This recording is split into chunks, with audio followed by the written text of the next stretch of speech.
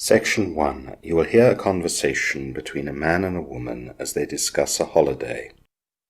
First, you have some time to look at questions 1 to 5.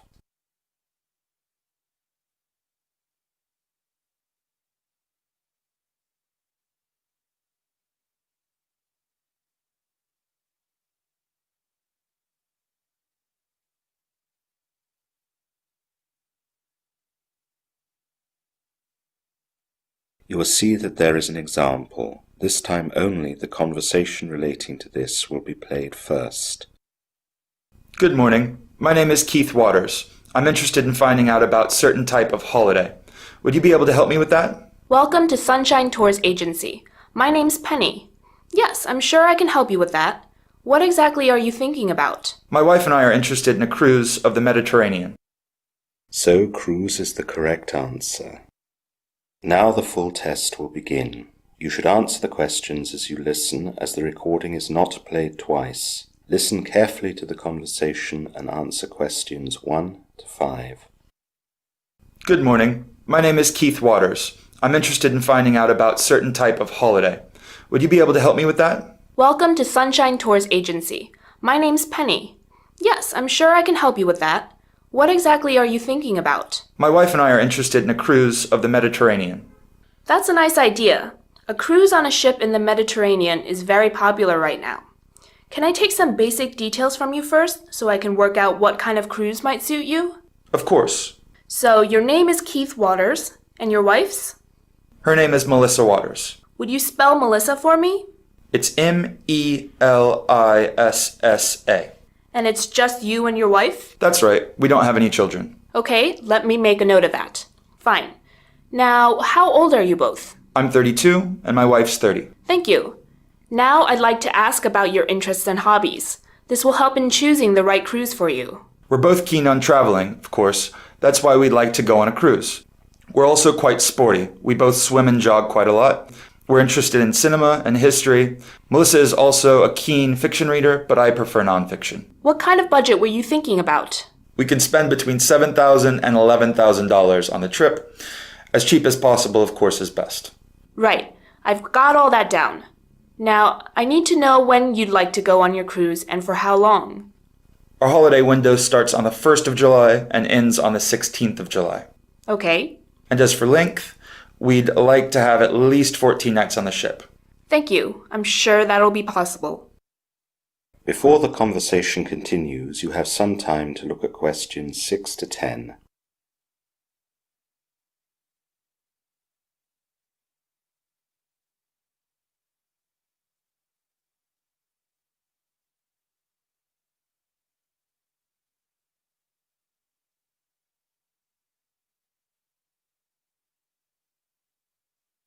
Now listen carefully and answer questions 6 to 10. Right. I've got all that down and I've got some ideas for you. I'll just make some notes while I listen, if that's all right. Of course. So, we have 2 boats that fit the dates you want. They sail on different dates, so that gives you some flexibility. First of all, I'd like to suggest the cruise on the boat the Maria Cristina. It's a Spanish boat, and you'd fly to Barcelona to join her.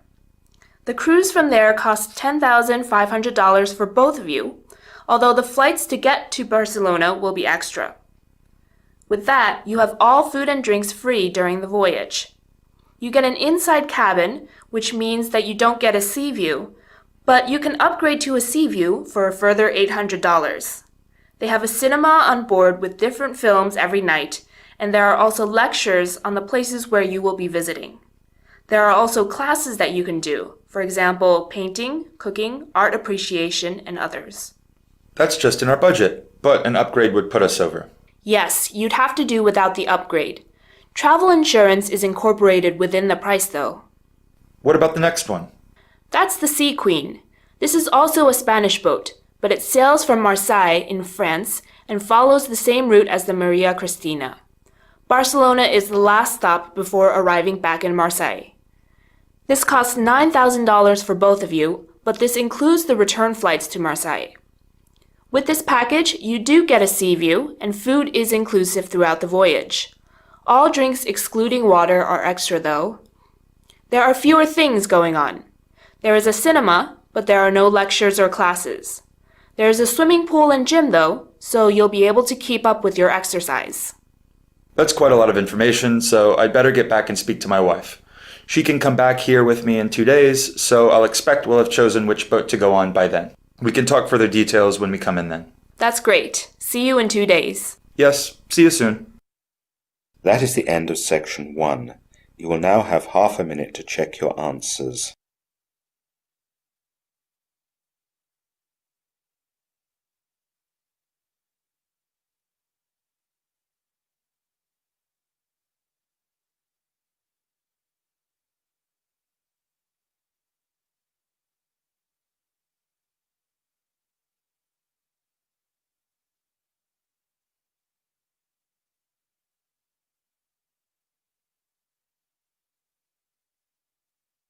Now turn to section 2. Section 2. You will hear a man and a woman on a radio program as the man gives an information talk on a reading charity. First, you have some time to look at questions 11 to 15.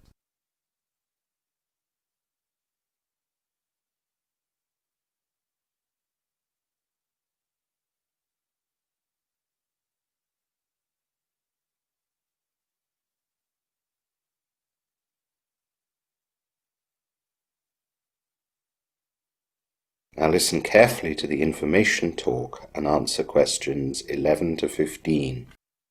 Good morning everyone and welcome to Radio Star, your local radio station. Today we are joined by Jake Matthews, who is part of the Read for All charity. He is coming today to tell us a little bit about it. Welcome, Jake. Thanks, Marianne. So, tell us all about Read for All, Jake. Well, as the name implies, we are a charity that is focused on ensuring that all children have access to appropriate reading books. It has long been acknowledged that reading is an essential part of education while growing up, and children who read a lot do better at school than their peers who do not read a lot. Our plan starts when children are very young, so of course we therefore need to aim at parents, and chiefly low-income parents, to educate them about the benefits to their children if they are read to. Many children who read a lot develop this love of reading when their parents read to them. If we can get this happening, then more children will grow up with an attachment to reading that will affect them positively for the rest of their lives. How do you educate the parents? Our key focus is at hospitals where children are born. We have plenty of leaflets about us, and we have volunteers who visit the areas where parents are in hospitals and distribute these leaflets. Other places where we distribute our leaflets are nurseries, kindergartens and primary schools, when parents drop off or pick up their children. The parents can then read about the benefits of reading in our leaflets and also see how we can help. How can you help? Good question. We realise that one of the things that stops parents reading to their children is that they do not know which books to read or where to find them. Families on budgets also find it difficult to allocate money to this area of family life when things are so tight. Getting parents to think about these things is also hard if the parents are not readers themselves. If we can get parents to come to our centre or website, we can tell them how to find books at no cost through joining libraries, or they can take away free books that we manage to print at a very low cost. All our books are graded by age, and there are no issues with breaking copyright, as we have permission to use all of them. Also, we have a low-cost app that people can download to their smartphone, as it seems even low-budget families can afford to own smartphones. It only costs $1, and with the app, stories and books can be downloaded for free, and the stories can either be read by the parent or read by a recorded voice. Of course, we try and encourage the parents to do the reading because of all the added benefits that this brings. This has already been a huge success, and we believe that there are now thousands more parents reading to their children than when we started. This will make such a difference to the children's imagination and English skills. Linked to this, immigrant families can read or listen to the stories, and both the parents' and children's English can be improved. You now have some time to look at questions 16 to 20.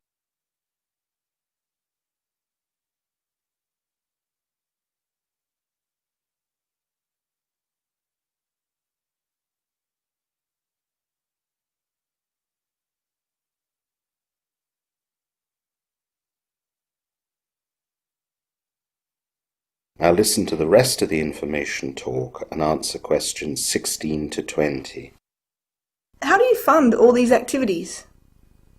We only manage to operate because of generous donations. We get no official help. We have one particular donor who supplies the funding for at least 60% of our needs, but the rest all comes from the public.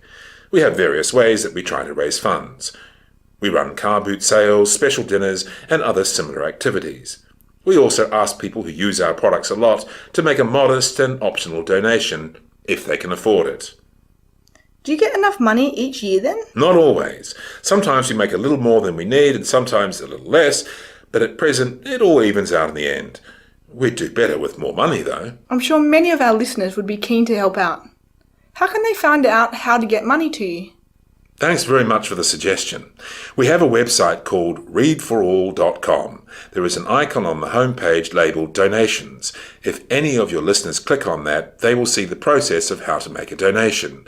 This will probably be more convenient than sending money by mail or trying to find one of our centres. Thanks very much to anyone who does this. I'm sure you'll get a good response. I'd like to tell you now a little about volunteering, as we've received some questions about that. Of course. We cannot afford to pay a salary to anyone who comes to do any work for us, although sometimes we can pay for some modest expenditure incurred for travel from where people live to our centres if we can get receipts. This will all be explained in our volunteer leaflets that can be picked up at our centres or found on the website, but I just wanted to make this clear up front. Now I'd like to let people know about where to come if they'd like to volunteer.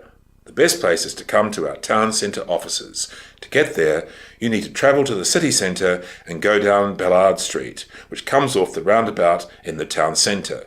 Go down Ballard Street and take the second right. You'll recognise the turning as there's a cinema on the corner. Across Ballard Street from it there is a police station, so you go down the road on this turning for around 100 metres. On the left are our offices above a car dealership. It's pretty easy to find us. If you come by car you can park on the street, and there are of course lots of buses that go to the town centre. If you can't find us, give us a call or ask for directions to the main town post office, which is right opposite our offices. That is the end of section 2. You will now have half a minute to check your answers.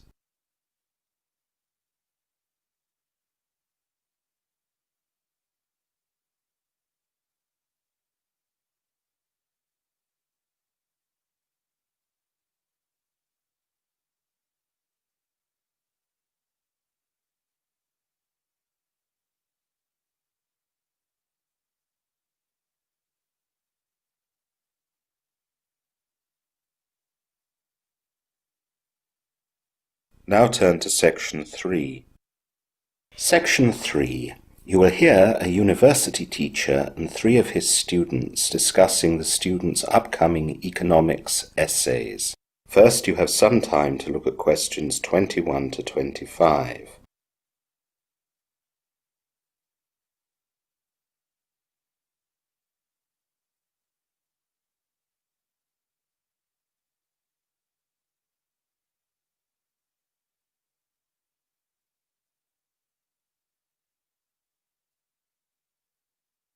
Now listen carefully and answer questions 21 to 25.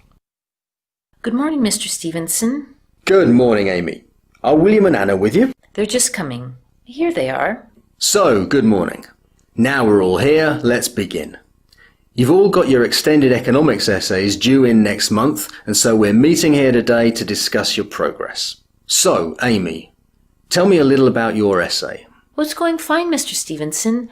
I chose to examine how global oil prices have affected the car industry. That's a good subject at the moment. Those price fluctuations are creating some very unexpected results. Have you had any problems with gathering enough information to shape your essay? Oh, yes. As you said, it's very topical at the moment, and everyone seems to be writing about it. I've more than enough information. Actually, my main headache is with my sources. I don't have much experience with an essay of this type, and I'm not used to creating the citations in the correct way. Yes, the first time that people write an essay at this level, they often have problems with sources. Once you've done a few essays here, you'll learn what to do and you won't have any further problems.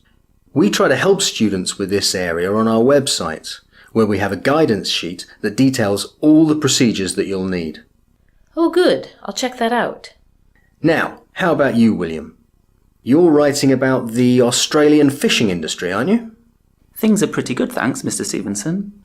I'm not writing about the fishing industry anymore, though. That was my original choice, but I found that the sources weren't very good for that. Really? I thought lots would have been written about that.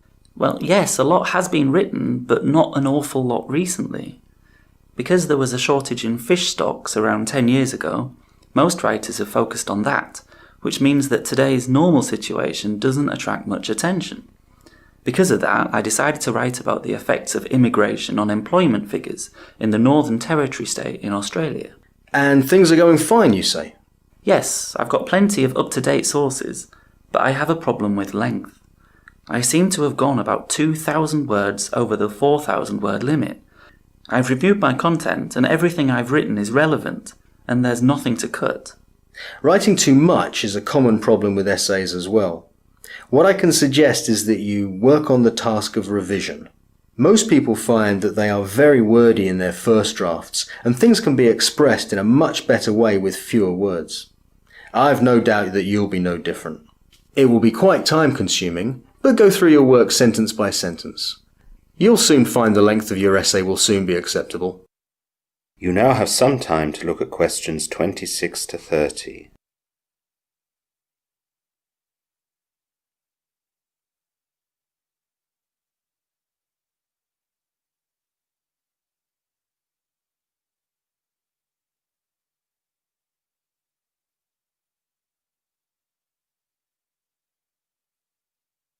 Now listen to the rest of the discussion and answer questions 26 to 30. That just leaves you, Anna. How's your essay going? Not so well, I'm afraid, Mr. Stevenson. I've had lots of problems getting started because other essays were due for other teachers. When I was finally ready to start your essay at the beginning of this month, I got ill and I spent quite a few days in bed. I even went home to my parents' house so I could recover properly. Oh dear, that's quite serious. Do you think you'll be able to submit the essay by the deadline? I don't know. I'm finding it hard to settle down and put in the amount of work needed to do a good job. I find the library distracting because of all the people coming and going, and my housemates are too noisy to allow me to concentrate when I'm at home. Maybe you could come to my special evening work sessions. It's just a quiet time when students who find it hard to work independently at home or in the library can work without being disturbed. I'll be there as well, so if you have any questions, you'll have no delay in getting an answer. That's a good idea, Mr. Stevenson, but what I really need is an extension, so that I can really do a really good job on the essay. That shouldn't be a problem, Anna, but we have to follow the department rules on that. They specify that you need to supply a doctor's note for what you're asking for. If you can do that, then I will fill in the application form for you and approve it. Oh, I didn't think of that. I'll need to go back and ask for it. It shouldn't be a problem. Doctors in this town are used to providing them to support extension applications for students. Okay. Now, are there any other problems about the essay? Well, there are a few things. I'm still not sure about a good subject. I was looking at a couple of things and I found good resources on both of them. My first idea was looking at how tax breaks offered by the Australian government can stimulate overseas investment. That sounds as though it has possibilities. Yes, but it got rather overcomplicated, as tax often is, apparently. So what else have you thought about? I was stuck for quite some time. I researched a lot in the library and online, but as I said before, I found it hard to concentrate. You should have come to see me. I told you at the start that it was fine to get advice from me for choosing a topic. I know, I just felt I should do it on my own. In the end, I looked at a historical overview of imports and exports between Australia and New Zealand. It would mean I would have to travel to New Zealand to check resources there, but my dad said he'd pay for that. I also could avoid having to deal with tax, which would be a bonus. That's certainly more straightforward, yet should also be academic enough to fulfill the requirements of the essay. It is, but I found the subject rather boring. My first topic was more complex, but much more interesting. Well, let's let the others go and we can discuss your topics now and make sure that you've chosen one by the end of our time. Okay, thanks so much, Mr. Stevenson. That is the end of section 3. You will now have half a minute to check your answers.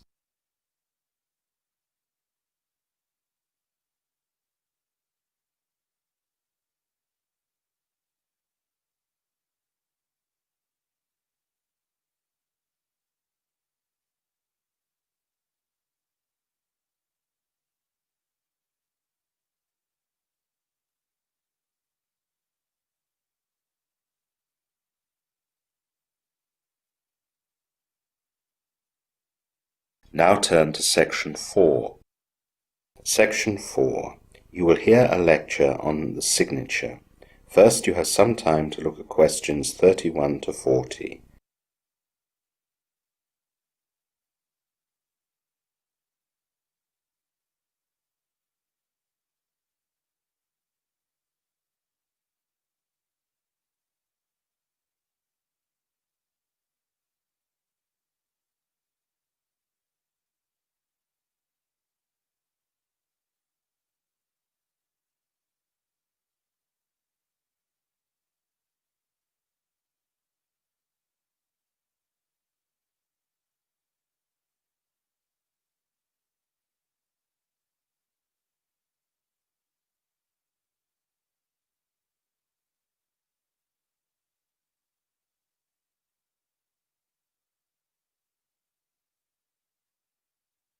Now listen carefully and answer questions 31 to 40. Hello everyone. Today in this lecture we're going to look at the signature and how today the e-signature has developed. In a culture of literacy and documentation, people obviously have always needed reliable ways to identify themselves and to be identified by others. This could be for creating charters, contracts or wills, or for witnessing a document. Signing one's name by hand on paper has become the authoritative convention for this, and one that is closely aligned with our own sense of identity. In addition, signatures are important in legal documents, since by signing a paper document, the contents can become enforceable against the signatories. The Sumerians, in the 5th to the 3rd millennia BC, are considered the originators of writing, and these ancient people also developed ways of authenticating who wrote things. The Sumerians created seals, or intricate works of art carved in clay tablets, to identify possession. In many civilizations throughout history, people have used symbols and other marks to authenticate or acknowledge writings and drawings, and even to accept the contents of documents. The earliest actual handwriting signature we have has been traced to the year AD 439, and is attributed to the Roman Emperor Valentinian III. Signatures are connected with graphology, which is the study and analysis of handwriting, especially in relation to human psychology. Graphology is a science originated in the mid-1600s, when an Italian professor, Camillo Baldi, wrote a book about how one can learn about a person's character and personality by looking at his writing. After the book was published, the study acquired a large following and spread widely. The Frenchman Jean Michon became the first to use the term graphology, applying two Greek words to describe the new study: grapho, meaning to write, and logos, meaning knowledge. Michon's contribution to graphology is immense. He formed graphological societies, published magazines, and founded an academy for the subject. His approach was rather uncomplicated. He would study only the separate written elements instead of a more complex approach. The method implied that presence of one graphological feature indicates a certain trait of character, whereas its absence implies the opposite feature. Not all his students and successors would accept Michon's method, though all agree that handwriting is a way of indicating personality. Wilhelm Preyer, child psychologist, wrote in 1895 that writing originates in the brain, not in the fingers, and that handwriting is actually brain writing. This premise underlines how graphologists believe that a person's handwriting mirrors his or her thoughts.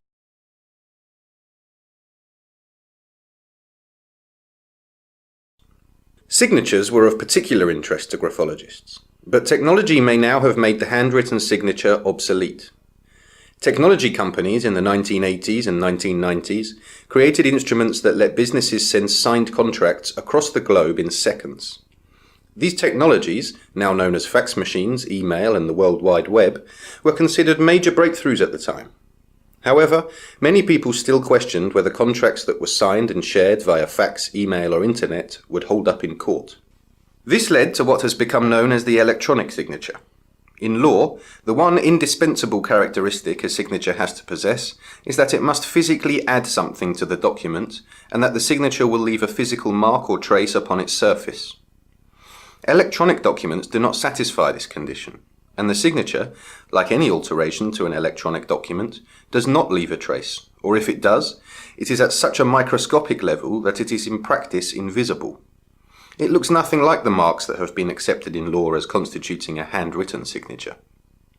In 1996, the United Nations looked into the topic of e-signatures and developed a framework with the purpose of encouraging e-commerce by providing a series of internationally acceptable rules. These rules removed many of the obstacles that had prevented foreign businesses from conducting electronic transactions in the past, and ensured that electronic contracts would legally receive equal treatment to paper contracts going forward. Many online businesses work with a click-to-agree basis. However, the desire for and utility of a handwritten, unique electronic signature is still apparent. Such a tool acts to enhance legal verification and adds a human touch to otherwise impersonal electronic documents and business deals. To fill this gap, lots of electronic signature software can now include options for the signer to provide a hand-drawn personal electronic signature.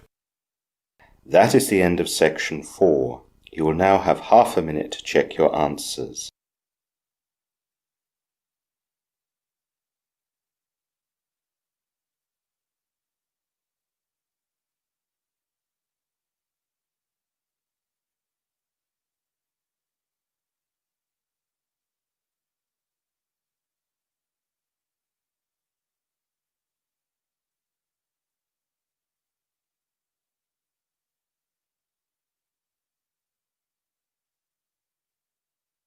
That is the end of listening test. In the IELTS test, you would now have 10 minutes to transfer your answers to the listening answer sheet.